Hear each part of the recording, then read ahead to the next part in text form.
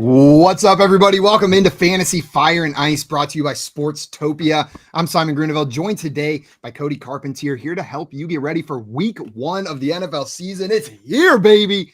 What's up, Cody? How you doing, Simon? My first show doing it with you, so I appreciate you with the intro there. It's week 1, like you said. This is the time of season that we've been waiting for. All the drafts are kind of coming to a culmination over the next couple days, and we got little Thursday night football. Literally just 48 hours and some change away. I couldn't be happy. Couldn't be happier. I'm like giggly just thinking about it. I'm trying to ignore the football game I watched last night as a Clemson fan, pretend I'm an NFL fan anyways, right? So I don't even need to think about that, but it is exciting that we got real football. We've been playing pretend all off season with these mock drafts, the endless analysis on the players that we've talked about an endless amount, but we got one more day of that for you before this season kicks off.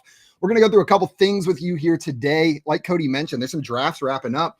Our friend Chris Towers over at CBS tweeted out yesterday that the largest draft day on CBS Fantasy Sports is on Tuesday, is today. Over 12% of their leagues draft on the Tuesday before the league starts. So I know a bunch of you out there are still drafting. I just checked my phone. I got 4 drafts between today and tomorrow. So we're going to hit on some must-draft players that you need to take. 3 from Cody, 3 from myself. We're going to go over some week 1 waiver wire ads. Things have changed since you've drafted, and there's some situations that you need to be aware of. And then we're going to hit some of our player props that we like for this week as well. Before we get into that, though, actually, let's just get straight into it, Cody. That's my bad right there. I want to kick us off with 3 players that we do not want to leave our drafts without. I've got some drafts tonight. I know the players I'm mentioning I'm drafting, but I'm curious who you brought for us. Cody, who's your first player that you're not leaving your drafts without over the next couple of days? Number 1, it's been number 1 for a while now, all the way back to rookie season. It's Roschon Johnson up in Chicago. He came in on the surface as the running back 3 behind Khalil Herbert, behind Deonta Foreman, and it looks like he's overtaken Deonta Foreman, his fellow Texas Longhorn. He's great in pass pro. He's great in the receiving game. He's great between the tackles. He can do everything. He played with Bijan, so a lot of people are just kind of like, well, he didn't do it all in college. It's like he came in as a quarterback, and this guy's 225 pounds. He's one of the better 225-pound players you will see in the NFL. You can get him between round 9 and quite literally the 16th round. I've taken him in spots, and I've gotten sniped in spots in round 9. And all the way down to leagues where he's gone undrafted, where I've been helping friends with drafts. It's around 15, 16 undrafted. Makes no sense to me, but Roschon's a guy where if you don't take him, somebody else is going to. You're going to be upset, or you're going to have to spend all that fab in week 1, 2, 3, 4, one of these weeks to get Roschon Johnson. Like I said, just a complete dominant running back on the surface. You look just over his preseason, he had 102. Listen to this. He had 98 total rushing yards in the preseason, 102 of which were after contact. Doesn't even make sense, right? So he had 98 total yards, 102 of which were after contact. The offensive line hasn't gotten too much better then. Yeah, the offensive line's not giving him any credit, but Roschon Johnson is a downhill crusher. He's a winner, and the job's going to be his sooner than later. And Khalil Herbert's not taking anything away from Khalil Herbert. I think Khalil Herbert's a very good running back. The difference is that Roschon just has some of the traits that I mentioned before that are just different. They're just different than what Khalil can bring to the table. And I think that Chicago sees that already, but they're just giving Khalil Herbert the due diligence and making Roschon really go the extra yard to earn it. That was going to be my question, because I've been a big Khalil Herbert guy. What we saw last season was impressive to me whenever he was given the ball. But that being said, this is likely to be one of the rush heaviest offenses in the NFL. Even if Khalil Herbert's getting his share, there's plenty out there for Roschon Johnson. Do you expect Roschon to take over maybe as the 1A ahead of Khalil Herbert, or is this just a value where he's going in drafts for you? I think, well, number 1, it's a value because you saw it last year with the likes of, the Kenneth Walkers and stuff. Kenneth Walker, I think he was, I want to say I picked him up in like week 8, week 9 in some fantasy leagues last year before he really popped down the stretch. But as far as taking over the lead back in this team, I do think so. I think you're looking at like the week 8 area where it's Chargers, New Orleans, where the schedule starts to toughen up a little bit for the Bears. And that's really when the team knows what they're going to be. If the running game isn't quite on par, again, we talked about the offensive line just a minute ago. If the running game isn't on par and they go, yeah, well, maybe we need somebody that can break a few more tackles than Herbert, then I think that's when Roschon really takes that next level. You're also talking about an offensive line that can't block up there with the top 10 teams. Roschon Johnson in there protecting Justin Fields to allow him to throw the football. Like that's that's one of the most important things is the fact that how good he is in pass pro and in the receiving game. I think that's going to allow Roshan to just chip. And I think by week 8, that's the number I've put on. By week 8, that's the Chargers game and Saints back-to-back road games that I think Roshan will have the job locked up. By week 8, I love it. And especially as someone who loves waiting on running back a little bit. I like these high value running backs that you can get in these later rounds. My first player that I'm not leaving drafts without is kind of similar to yours, Cody. It's a rookie running back in a backfield where he's not starting the season as the lead back, but I expect by mid-season, Zach Charbonnet to take over as the 1A to Kenneth Walker's 1B, and that's Seattle Seahawks offense. When I go back and I watch tape for a player like Zach Charbonnet, I just think he's better than Kenneth Walker in every aspect of the game. Maybe Kenneth Walker has a slight edge as a receiving back, but I think Zach Charbonnet is a better pure runner, and I think he's going to give this offense an advantage, which is a difficult thing to accept as someone who loved Kenneth Walker last season. Zach Charbonnet is one of those players that has been a post-NFL draft riser for me, where immediately when he got drafted, I went down on him because I was so in on Kenneth Walker. But as I went back and watched more tape, I've bought in, and I think we're going to see Zach Charbonnet outscore Kenneth Walker for fantasy purposes this season. Are you buying into that at all, or do you expect Kenneth Walker to hold on to that backfield a little stronger? I think Kenneth Walker's going to hold on to it for the long term, as long as he's healthy. But I do think that Charbonnet is going to have a big thing to say about it. I was just going through my week 1 rankings and stuff at the running back position. And as far as the opportunity share, I got Charbonnet all the way at 35% next to Kenneth Walker's 55. So I think it's going to be a good mesh of the two guys. I think they play well off of each other. Like if you bring in Charbonnet, maybe not for first and second down, but once you get into a drive and it's like, oh, okay, first, second down, he's going to be the grinder. And then all of a sudden you're going to bring Kenneth Walker in there with that 4.39 speed. That is just the burst that Kenneth Walker brings to the table. I talked about this last summer on a bunch of podcasts. Being at the combine, you can just feel the energy of Kenneth Walker, just watching him run that 40-yard dash. He was the only player literally was like you could hear it aggressively running. Yeah. I was like, this is just a different cat when it comes to the burst and the acceleration. And I think that bringing that dynamic to Charbonnet, who's a 225, 230 pound back that can just bang, bang, bang. And then Kenneth Walker, boom, down the field. So I think it's going to be a great dynamic as long as they can both stay healthy. As far as them both being like top 15 backs, that's going to be a hard world to press, but I think they're both solid values at the current state. Yeah. Going back to your Roshan Johnson picking here, we did have a question pop in from Fantasy Sports Logic. Wanted to know, what about Foreman sitting there in that Chicago backfield? Are you nervous at all about Foreman stealing? The talk is him as the touchdown guy, as the goal line back. Do you have fear for that? Not really. I like Deonta Foreman. It's just that he's aged out. He's 27. They brought him in before Roshan was drafted, and then they drafted Roshan. They're like, well, I guess we maybe don't need Deonta anymore. So I think they're going to just give him his respect, and you're going to see a little bit week 1, 2, 3, I think, out of Deonta. But everything that I've heard out of Bears camp and over at Roster Watch, we go to all the training camps, and my man, the trash man, was up there at the Bears camp, and he's like, it's Khalil Herbert, and then it's Roshan Johnson. He's like, and Deonta really hasn't been getting that much work. I think it's just more of it's one of those weird things where the teams do this. It's not really insurance, but it's like, we only have Khalil Herbert and we want to leave this offseason with a plenty of running backs. And that was one thing that I definitely came away with at the combine, was that Seattle, Chicago, Atlanta, they all mentioned it. They're like, yeah, we need more than one back in this league. So they go out and get Foreman, who we know is a competent back. He's 230 pounds. We know he can do it. He's done it the last couple of years. And then they go and get Roshan Johnson, who just happens to be a little bit of a better version of Deonta Foreman already. So that's kind of could he be a potential trade candidate down the line? Or if an injury happens, of course he's going to be a great value if an injury happens to either one of these cats. So I like Deonta. It's just an odd situation for him. Yeah, I tend to agree with you there. Whenever you look at the other backs on the roster, I don't have too much excitement. That doesn't mean he's not going to have fantasy value this year. I feel like Deonta Foreman's the kind of player where every year, no matter what team he ends up on, who knows if he'll even be on the Bears later this season, there's going to be 2 to 3 works of fantasy relevant value because running backs get hurt, and Deonta Foreman is a serviceable back. Before we get into our next player, Cody, I'm going to come to you for your next one. I want to remind everyone that you can go to fantasysportslogic.com to check out the VIP promo for lifetime access to the Contrarian Edge Optimizer. 10 $20 entries into Drafters' $2 million best ball tourney and a $100 deposit credit and much more. Again, that is at fantasysportslogic.com to learn more. Get in on that value. It pays for itself immediately just with those free entries. And then you get lifetime access to the Contrarian Optimizer as well. Cody, player number 2 for you that you're not leaving your draft without. You started with Roschon Johnson. I like that one. Who's coming next?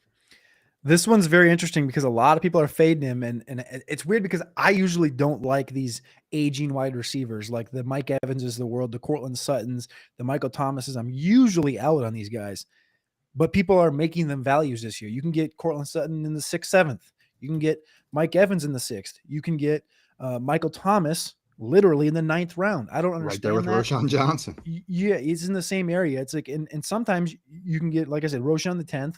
I'll get Michael Thomas in the 9th, get Zay Flowers. Like that's the creme de la creme of drafting for me right there. But Michael Thomas, I think I'll hit on this one, is people forget that, yes, he did miss a lot of the 2021 season, but he did come back at the start of last year. These are his 3 games he played. Week 1 against Atlanta, he was wide receiver 8. He had 8 receptions, 57 yards, and 2 touchdowns. He had 6 for 65 and a touchdown in week 2. And then he got hurt in week 3 against Carolina, but he already had 5 for 49 in that game. Michael Thomas is just cresting. He just hit 30 years old, and we're drafting DeAndre Hopkins rounds ahead of him. And DeAndre Hopkins is an entire year older. Olave is Chris Olave is a very good wide receiver on the opposite side of Michael Thomas that he hasn't had on the opposite side of him for a few years now. Derek Carr, I think, is a good downfield quarterback, as well as a guy that we know can get the ball to these big wide receivers like he did with Devontae Adams last year. So I think just based on pricing, Michael Thomas is one of my favorite guys. One of my favorite quotes, I guess, from this offseason was him in an interview just about a month ago at the beginning of training camp. He said, "I don't know what y'all's 100% looks like, but I'm always chasing perfection. I'm taking one day at a time. It's a blessing to be out here, not on the sideline, being able to put the work in on the film and go back and study and perfect my craft." I think his mind is in a great space. I think this team is going to be really good. I think this team wins the NFC South by like 4 or 5 games. This defense is really good.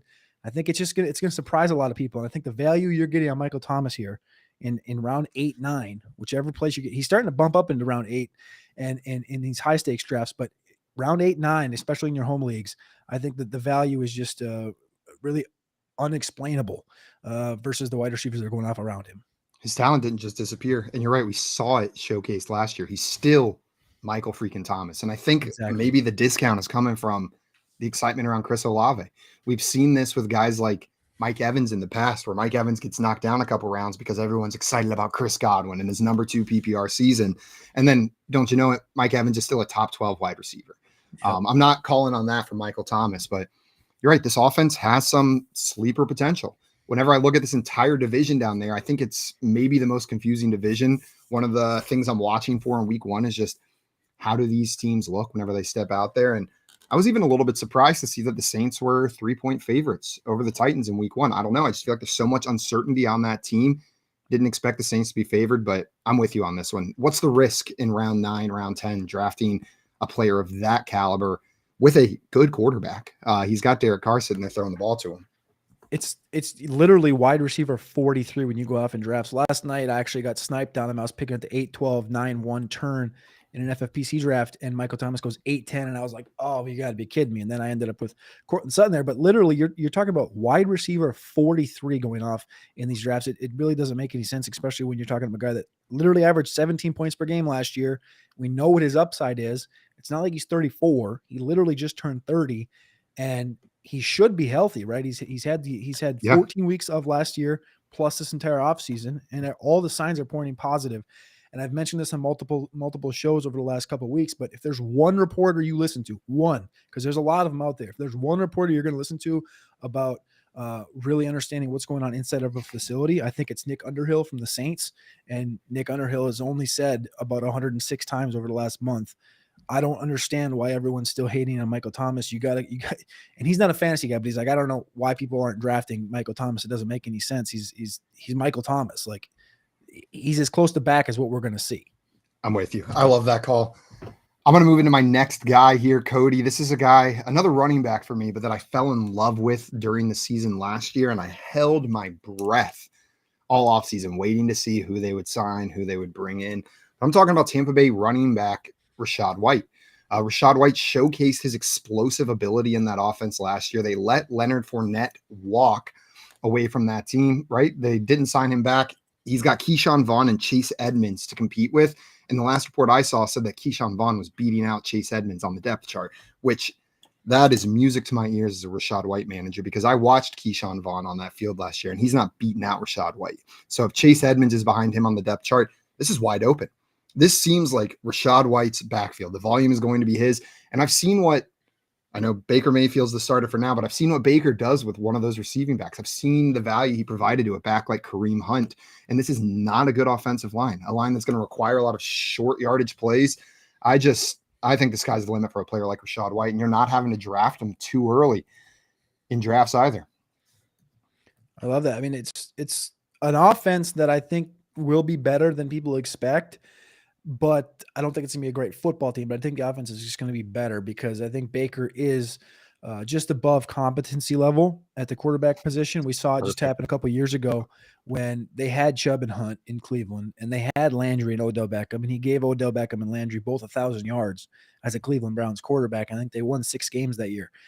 Do I think the Buccaneers win 6? I think they do end up second in that division. I mentioned the Saints a minute ago, maybe 6, 7, 8. But I think the talent around him, given the defense is going to have to worry about the Godwins and the Evanses of the world, I think Mayfield is going to rely on that running back next to him, that Rachaad White. And we saw what he could do coming out of college. People are all talking about, oh, yeah, but between the tackles, he wasn't efficient last year. But Rachaad White's always been the receiving back. He's a patient running back, and he's a great receiving back. You can kind of look at the same way as Gibbs. Gibbs is going to get a ton of receiving work. Not as much between the tackles. We've heard a lot about Sean Tucker the last couple of weeks. Like maybe Sean Tucker does work his way into the between the tackle grinder work. But guess what? It's only going to make Rachaad White more efficient because he's going to be healthier and fresher on the outside in the receiving game. So I like Rachaad White this year, and he's going off in like the 20s right now at the running back position. Yeah, like RB27, I think is the last I saw it on there. And I'm with you. It is getting to the point, the way NFL teams construct their running back rooms, that you can almost not even say it as a negative that a player is going to be taken off the field for first and second down work or off the field for third down work.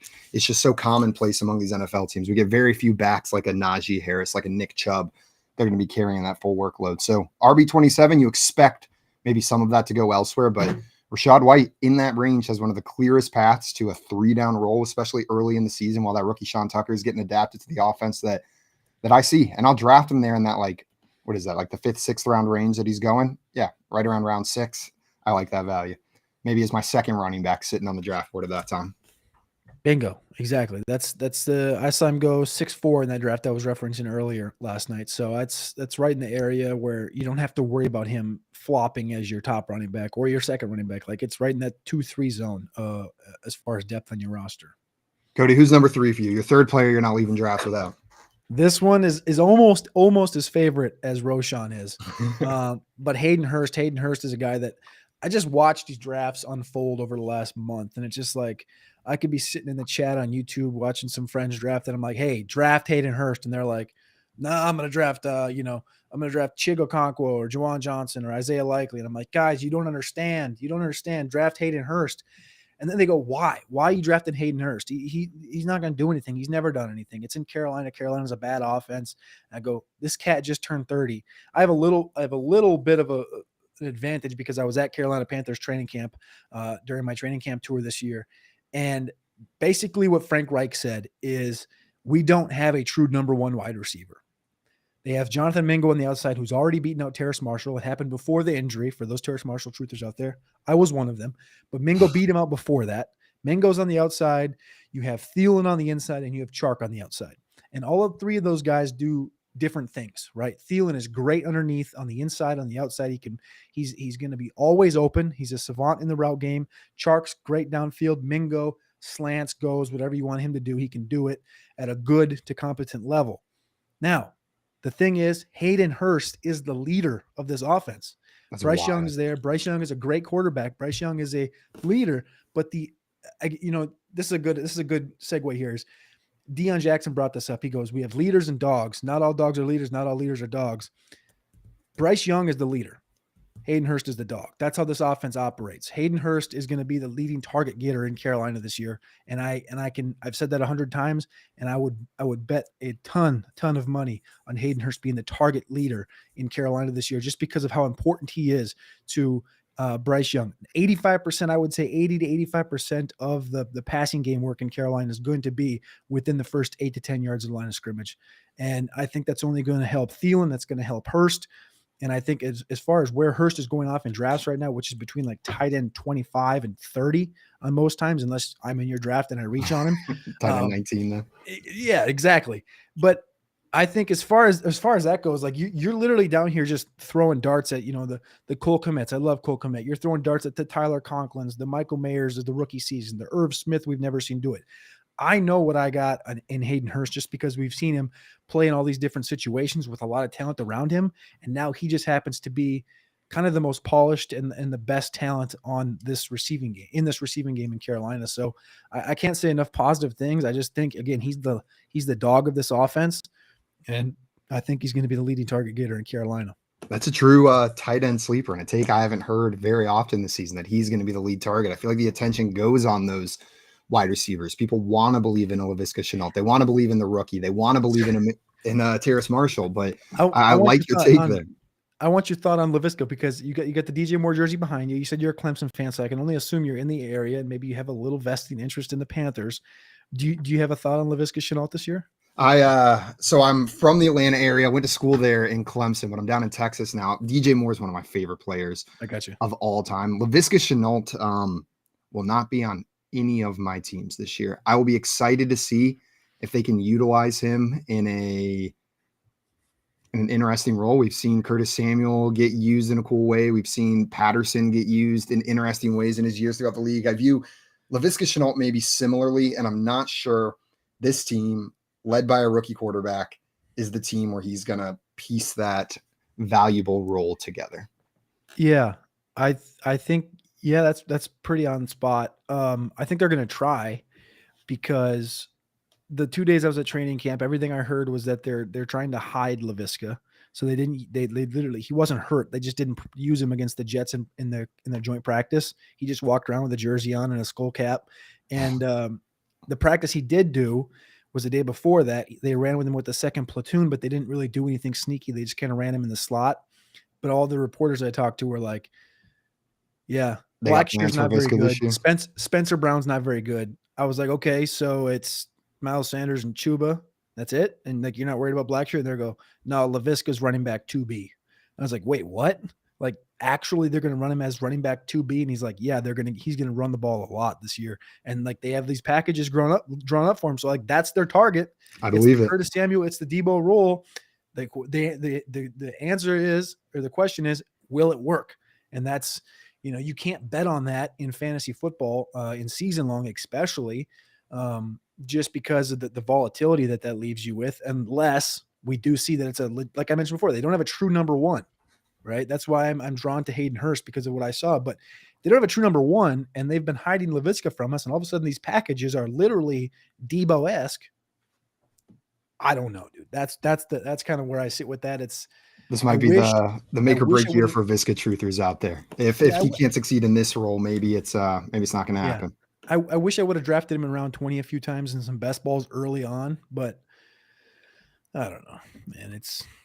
To follow up on your Hayden Hurst take before we get into the last player here, Tim in the chat wanted to know Hayden Hurst or Jake Ferguson on draft day. Are you taking Hayden Hurst? Does it extend above any Jake Ferguson love you have? I like Ferguson. So Dalton Schultz last year, from week 8 on, so week 8 to 18, he had 7 finishes into the top 5 in fantasy football in points in any given week in the Dallas offense. I think Schultz is a fine one. Also, Ferguson fits right into that role in Dallas. I think he's going to be good. I like Hurst ahead of Ferguson. Funny enough, you asked the draft I was literally mentioning earlier. I drafted Hurst 12-12, Jake Ferguson 13-1. So I got them both. But yeah, I like Hurst just a titch ahead of Jake Ferguson. Beautiful. Well, I got one more player here for us, and this is a quarterback. Where he's going in drafts, I think, is criminal with the kind of upside that he has. He's going as QB 11, down close to the 7th, 8th round. You can grab him in one quarterback leagues, and that's Tua Tagovailoa. We saw last year that his upside is just as high as these other quarterbacks going in that range, as a Justin Herbert, as a Joe Burrow. The question is he healthy? Is he going to play 17 games? It's not, does he have the receivers to do it? He's got Tyreek Hill and Jalen Waddle, both who I'm expecting to be well above 1,000-yard receivers. He's got Devon Achane there in the running game, who I'm expecting to have a decent year. This offense should be phenomenal, and Tua should be the catalyst that drives all of it. His health concerns, it's the concussion issues we saw last year, driving his value way down.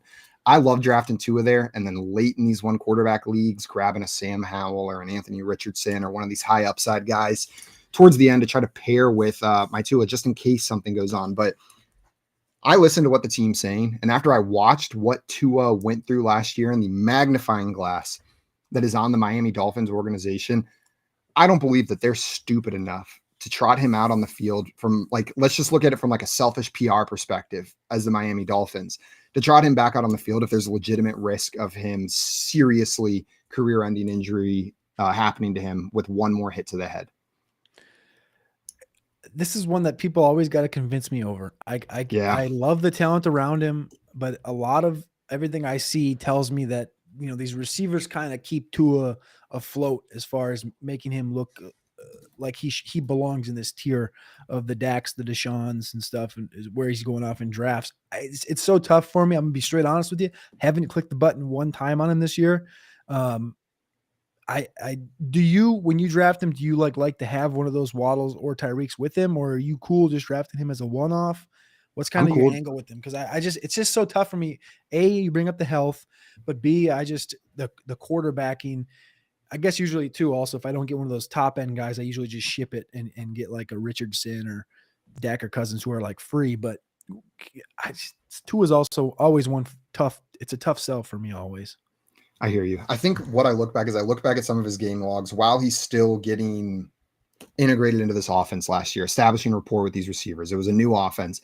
He's dropping games with close to 500 passing yards in there, 469 passing yards in week 3, over 400 a couple more times. Like, this dude has the upside that some of these players have. I trust Mike McDaniel. I trust this offensive system. It truly comes down to me, just the health. I know we can hit Tyreek deep, and I know Jalen Waddle is going to be open for him regularly. That dude changed the type of position that he plays in the NFL last season. He went from being this more possession guy and adapted to this offense. Seeing things like that gives me confidence that Mike McDaniel is going to keep this offense running nicely, and Tua should be. Do you disagree with that he has like top 5 quarterback upside with the players sitting around him? Yeah, definitely with the talent around him. I think he does have top 7 upside. Top 7 upside. Top 5 is really high. Like the group is just so loaded this year. But top 7, top 8. I think he's right on. He's got the upside to get to that Burrow Herbert cusp, just with the talent around him. But then those dudes have talent. Those dudes have a monopoly of talent around them as well. Herbert is one of those guys. I think he's going a little bit higher, which is why he's not my guy instead of Tua this year. I view them similarly, but you're going to be shocked even without the rushing if Herbert's a top 3 quarterback this year with Kellen Moore in town. No, dude. They and people are kind of hating on this Quentin Johnson thing as well, and they're like, "Well, Josh Palmer, this, Josh Palmer." It's like, listen, dude, it's Keenan Allen first, then it's Mike Williams. They still got Eckler there. Gerald Everett's a good tight. Like, then you bring in a Quentin Johnson dynamic that is just an improved Jalen Guyton with other abilities. Like, this is going to be an offense. If it all clicks, this could easily be the top scoring offense in football. And I don't think that should be a hot take at all. If Kellen Moore comes in and this thing starts flowing early, I mean, this is, we've heard it, right? It's always the Chargers, dating back to the early Phillip Rivers days. Oh, the Chargers should be that sleeper Super Bowl pick every single year for like the last 8 years. It feels and like. I feel like we haven't heard that this year, right? And this might be. Maybe they were just waiting for everybody to shut up, and now they're going to come out and maybe look all right out there. Well, guys, everybody watching, we're going to move into some waiver wire ads right now. We'll keep this relatively brief today since it is week 1. Most of you just drafted. Some of you haven't even drafted yet today, but there is some shifting news that's changing the value of some of these players, especially some players that haven't been drafted. I think the belle of the ball right now when it comes to waiver wire ads is wide receiver Van Jefferson of the Los Angeles Rams with the Cooper Kupp news that has come out. Cody, first, I just want to throw it to you. Are you nervous about Cooper Kupp given the setback that he's had yet again? And if so, are you prioritizing Van Jefferson on your waiver wires here before week 1 starts? Yes. I'm nervous for Cooper Kupp kind of fits right into the other realm of those other older wide receivers I mentioned earlier with Thomas and Evans and Sutton and stuff. Oh, you got to draft him in the first round, though. I wasn't drafting him in round 1 before the big thing comes out, but now I find myself, when you get to round 3 with a guy like Cooper Kupp and you maybe already have Jefferson on the squad, you're like, am I not supposed to click that button? Like, that's week 4 is looking pretty good. Like me. That's the range where I start to go, all right, but if Kupp does, take a couple weeks off, and I know this team's not good, so they're going to be throwing the ball a lot, round 3 area is fine. So that's interesting to me. But yeah, I think as far as the Rams go, Van Jefferson's the target.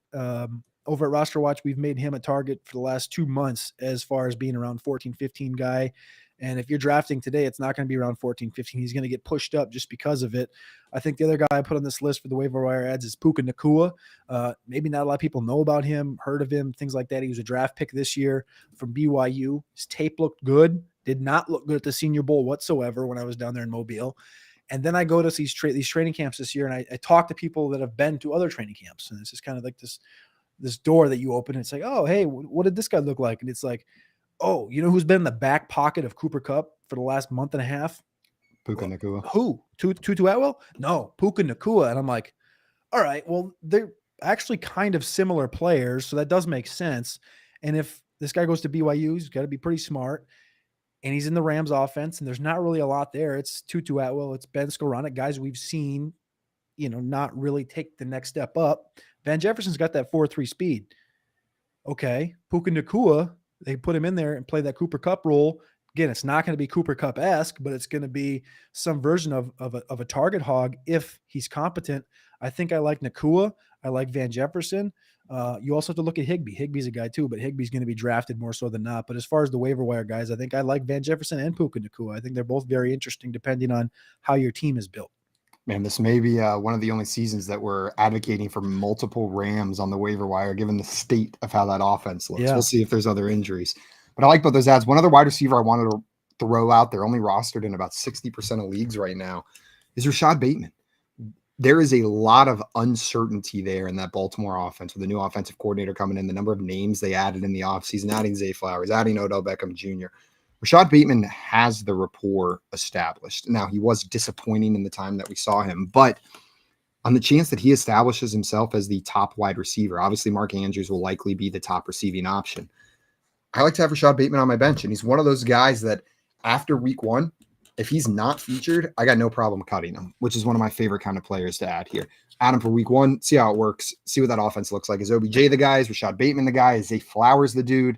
And if it's not Bateman, with the pre-established rapport he has, I'm a lot more willing to cut bait than you mentioned Zay Flowers earlier. I'm not cutting bait after 1 week with him, but I will with a guy like Rashad Bateman. Where are you at with Bateman overall? Like, as far as like, I don't do like a 3-strike approach. I take like a 4-strike approach. And for me, Bateman like hit that 4th strike this offseason with getting random cortisone shots when it was like, this is a cortisone shot's a short-term answer.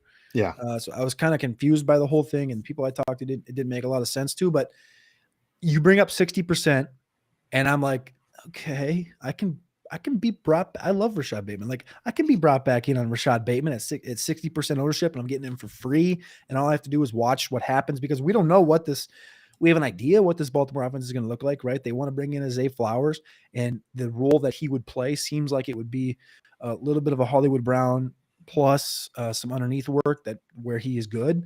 Yeah.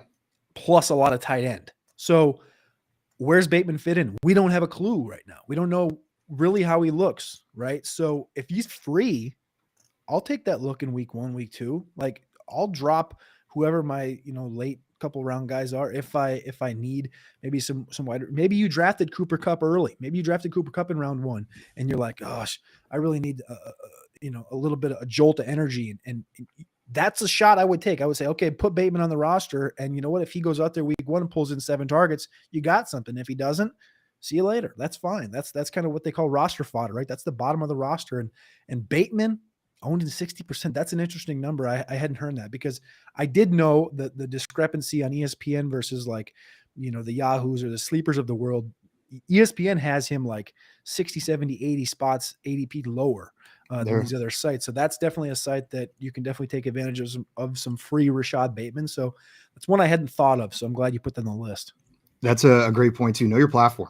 make sure you know your platform and know the differences in ADP and where people are sitting on that list, because you can get some real sneaky values, especially on draft day. And sometimes those players hide down there on the waiver wire.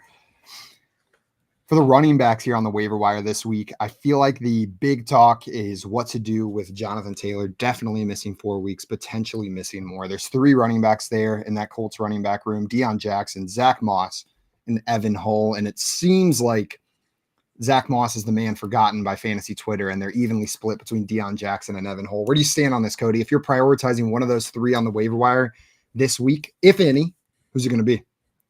So I'm working on my weekly rankings article that'll go up on Sportstopia this week.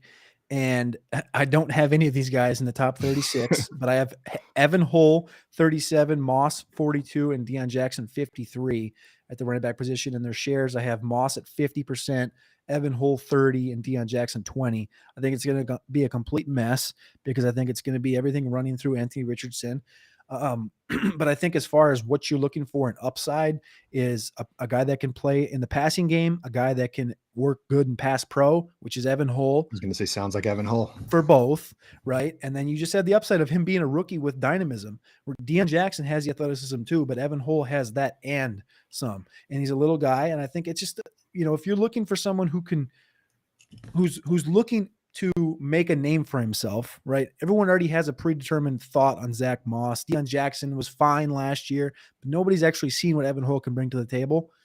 I think Evan Hull's the guy that I would bet on if I'm just saying, okay, you get to pick one of these 3 guys.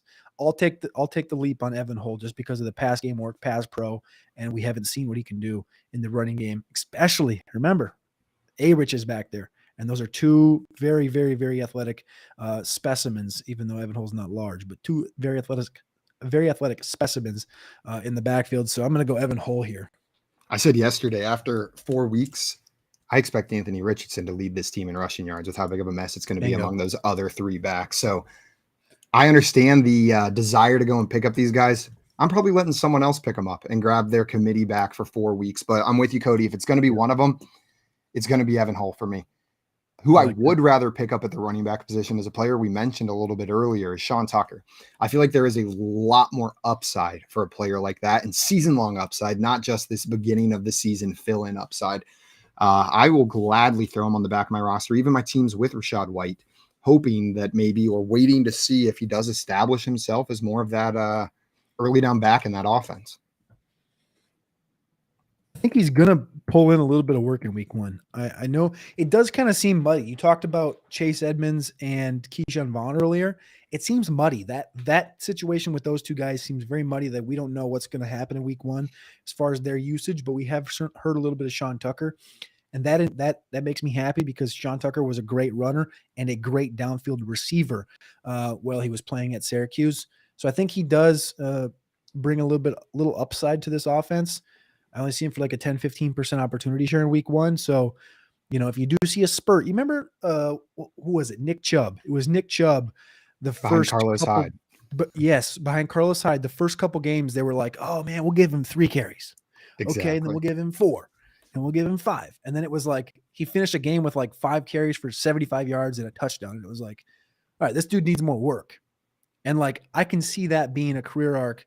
Not saying he's going to be a 1,500-yard rusher like Chubb, but I think that can be as far as a start to the career. I think I like that career arc for Sean Tucker as far as usage goes. Absolutely. And I'd even Rachaad White might be a little bit more of a barrier than a Carlos Hyde was at that point in his career, but still they got very different skill sets, Sean Tucker and Rachaad White. They can be complementary backs in that offense fairly easily there. Before we get on to tight ends here, Cody, we had a question from Jeb in the chat. Wanted to know, should I trade Najee Harris and Alvin Kamara for Joe Mixon and Mike Evans? When you're looking at this trade, there's not much context given around it. Are you making that move? I'm going to go ahead and assume this is season long. I'm going to go ahead and assume this is PPR. And he wants to get rid of Najee and get rid of Kamara and take on Mixon and Mike Evans. This is a really close one for me. Where is Joe Mixon in comp? Where do I have him? I got Najee close behind him. I think so. I got Najee and Joe Mixon a lot closer than people do. And then, of course, you have Kamara for Evans. It really depends what your receiving game looks like, because your receiving room looks like. If Evans is coming in and Evans is going to be your wide receiver 3, I would do it. if he's going to come in and be your wide receiver 4, I would probably keep Najee and Alvin Kamara. I hope that makes sense to you. So if he's coming in and you have like a Chase and a DJ Moore, and then it's going to be Evans, I'll do it because you need that kick up. He's going to be that guy. But if he's a stick down, I wouldn't do it. I would just stick with. I think Najee's going to have a great season, and I think Alvin Kamara is going to give you a lot of juice going down the stretch. I've been coming around on Najee here, so I just look at their roster. I look at Mike Tomlin's history, and dude's going to get one of the highest carry loads in the NFL this year. It's just what's going to happen. And whether you believe in that offense or not, volume equals good for fantasy production. And Mike Tomlin, no matter what, I was running through and putting out like a couple weeks ago, trying to like lay out the schedule, who's going to win what games. And I saw I had the Steelers with a losing record after I went through every game. And I was like, I just can't do that. Like, I trust Mike Tomlin enough, no matter who's on that roster, that he's going to end at least 500 at the end of the season. Did you go back through it and I went back through it, and I have not Where'd you end finished up yet. at? I have them with 9 wins at the end of this season. So we'll see. I've got the Steelers with 9 wins, but man, it's hard to put them below 500 with Tomlin there. I must have a little bias because that's another one of the camps I went to, but I had them at 12-5. Oh, nice. Okay, so that's a big season for Kenny Pickett then. I really think this defense is really good too, but I think this team's going to take at least a step up. And they're going to be passing 5 to 6% more than they were last year. And I think as far as this receiving room is pretty deep as far as the top 4 go. Plus you got Freiermuth, and I think Najee's going to catch a lot of footballs as well. So I don't know. I think it's going to be a surprise team. I think I got the Steelers 12-5 though. I'm just glad that the AFC North looks good again. That is my favorite That's gonna be division in football to watch. It is brutal in there. Ravens and Bengals both look like they could be serious playoff contenders, and the Browns, Deshaun Watson is half the quarterback that they're paying him to be. Then that Browns team should be pretty good as well. You can never count out the Steelers with Tomlin in there. One more question in here from Matt, and this is going back to a player that we talked about earlier and a player you compared him to. Matt wants to know, should he start Tua or Deshaun Watson this week? I'm rolling Tua against the Chargers. I expect that to be a high-scoring game. Which way are you rolling, Cody? I have Tua 5th in my week 1 quarterback rankings and Deshaun Watson at 18. So Deshaun Watson. My answer. Okay, so that is much higher on the Tua side. The over-under for that game is at 50.5, the Dolphins-Chargers game. It might be the highest one of this week. No, the game on Thursday is the highest one of the week, sitting there. I almost skipped my Thursday game at 54.5. It's a big driver, though. That's. I mean, you're talking like Miami and the Chargers. Everyone's looking for that one. That's going to be a high scoring. I think that blows past the over. Then they played what, last year or the year before, and it was a high scoring one too. I don't see how it's not. So a lot of talent on the field. Both teams going to have to throw the football. I don't know how to. Yeah, you're telling me I get to watch a game with Tyreek Hill, Jalen Waddle, Mike Williams, and Keenan Allen all catching the ball on the same field in week 1. I am. Yeah. Whew, I'm getting goosebumps just thinking about it. You just brought me full circle all the way back around to say I love Tua. So I just you're welcome. We made it, baby. At least in week 1, you love them. Maybe not season long. We'll take them in week 1. Well, guys, we're going to move into some player props that we like here for week 1. We talked through a bunch of players, and some of these we've mentioned a little bit. I'm going to kick us off on this, Cody. And it's a player that you mentioned. Whenever you said it, I almost was like, yes, that's what I'm thinking. But I was like, we'll save it for player props. I've got Jahmyr Gibbs under 39.5 rushing yards in week 1 in that Lions game against the Chiefs. I think they're going to have to throw the ball. And I think Jahmyr Gibbs, especially early in the season, plays more as a receiver in this offense, especially with a back like David Montgomery there, who they know can handle that workload while they're getting Jahmyr Gibbs involved in this offense. I'm not going to be shocked if he crushes his receiving yards prop or his receptions prop or his receiving yards plus rushing yards prop.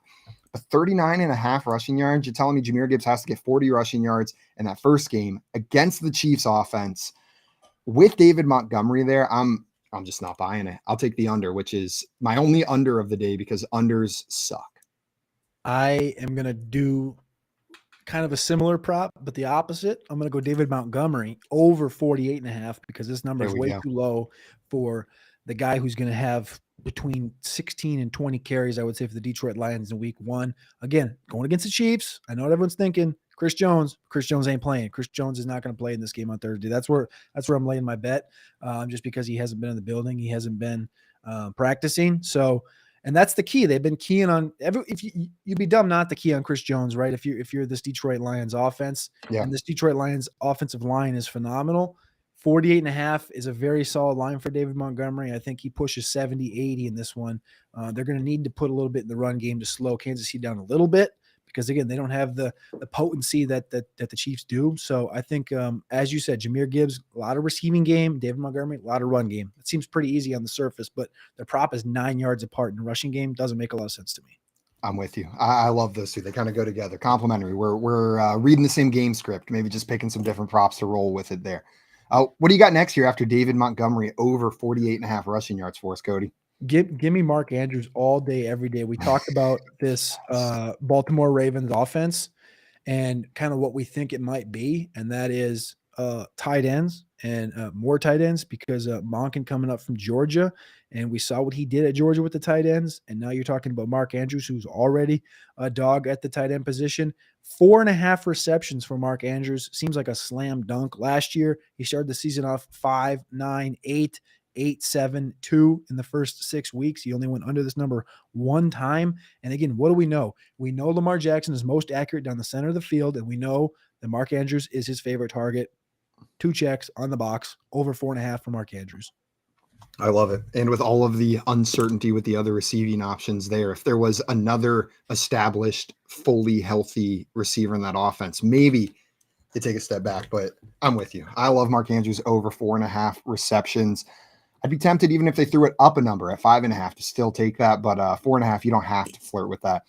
My next one here, it's another running back, and it's another rushing yards prop. I'm loving the rushing yards prop this week. I've got Dalvin Cook over 41.5 rushing yards.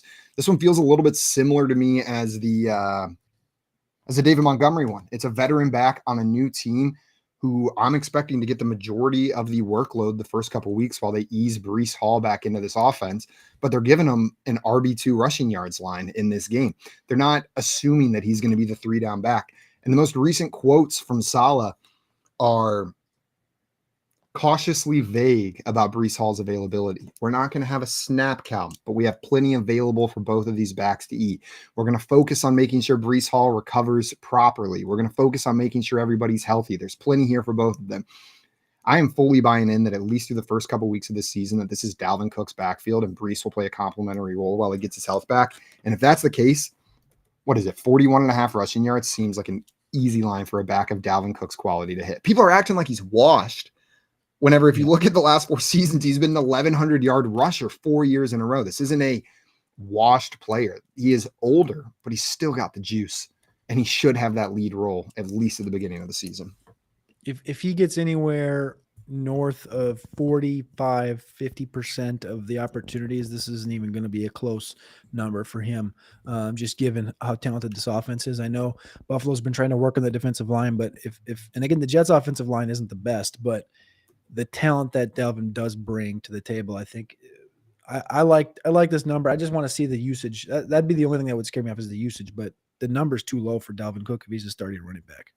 I'm with you. And that's what I'm banking on for that one, is that he is in fact the starting running back. Before we get your next one here, Cody, I want to remind everyone, you can scan that QR code on the screen right now to check out Fantasy Sports Logic's Contrarian Optimizer 7-day test drive, 7-day free trial for just $1 there. Check it out. Try it out week 1. See what it does for your lineups. $1. Try it out for 7 days before you go all in on it. Cody, who's number 3 for you here on your favorite player props for week 1?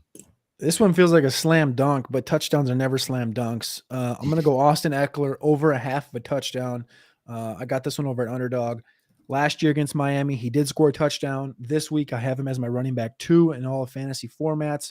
Over the last 2 seasons, Austin Eckler has a whopping 38 total touchdowns in 33 football games. And like we mentioned before, we love this football game to be a high-scoring one between Miami and the Chargers. I think the team total for the Chargers is 26.5, so that's almost 4 touchdowns for them. And as much as people look at Austin Eckler in a small lens and say, well, he's not a big back. He's jacked, but he's not a big back.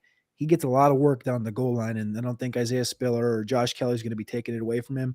I think week 1, we're going to get Austin Eckler touchdown. Let's take it. Week 1, Austin Eckler touchdown. I'm not going to be the guy to bet against an Austin Eckler touchdown in that offense, especially in that game. I'll make a bet that maybe arguably the best skill position player on that Chargers team scores a touchdown in one of the highest point total games of the week. I like it. Do you have any concerns for Austin Eckler's usage in the passing game with Kellen Moore coming to town, with Joe Lombardi, Mr. Dump Off himself, leaving?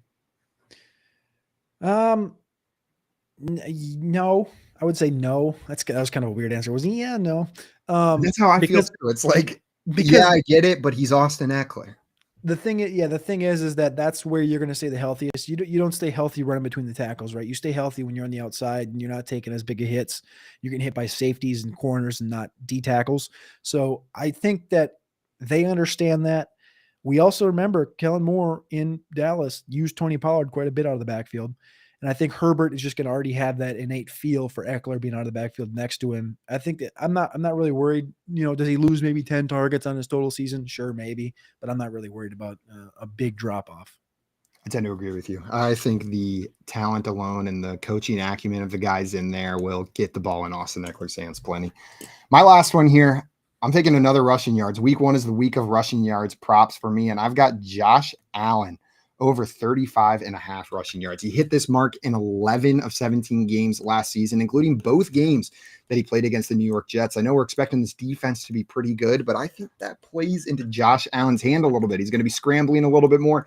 And the reason I love these quarterback rushing yards props, especially the ones below 40 yards, is on a broken play, you can get them all at once. You can get them all at once as Josh Allen escapes. The guys like Josh Allen, Justin Fields, Lamar Jackson, these are some of my favorite lines to take, especially when they're going up against a tough running defense, because we can see them kind of escape that pocket and run for 30 yards in one play.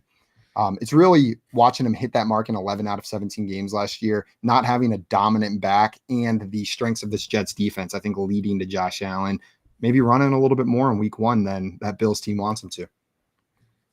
I like it. I mean, this is going to be a fun game. This is Monday Night Football. We're talking about being 48 hours and some change away from Thursday Night Football, but we get to close the week out. Jets, Bills, Monday Night Football, Aaron Rodgers, Josh Allen. Got to have a little bit in there. So I'll go ahead and I'll hit this Josh Allen over rushing yards with you as well, my friend. Yeah, we got so many good games this week. We mentioned Bills, Jets. We got Chiefs, Lions to kick us off. Chargers, Dolphins. I'm curious to see how the Saints look. But we got 2 more days until we got to find out. Everybody who joined us today, thank you so much for stopping by for some Fantasy Fire and Ice. I'm Simon Groeneveld, joined today by Cody Carpentier. I'll be back tomorrow with Steezy and Terrell for some more Fantasy Fire and Ice, getting you ready for your Week 1 DFS slates. Until then, though, we are out of here. Cody, it's been a pleasure, my friend, and I'll see you on another time. Adios, everybody.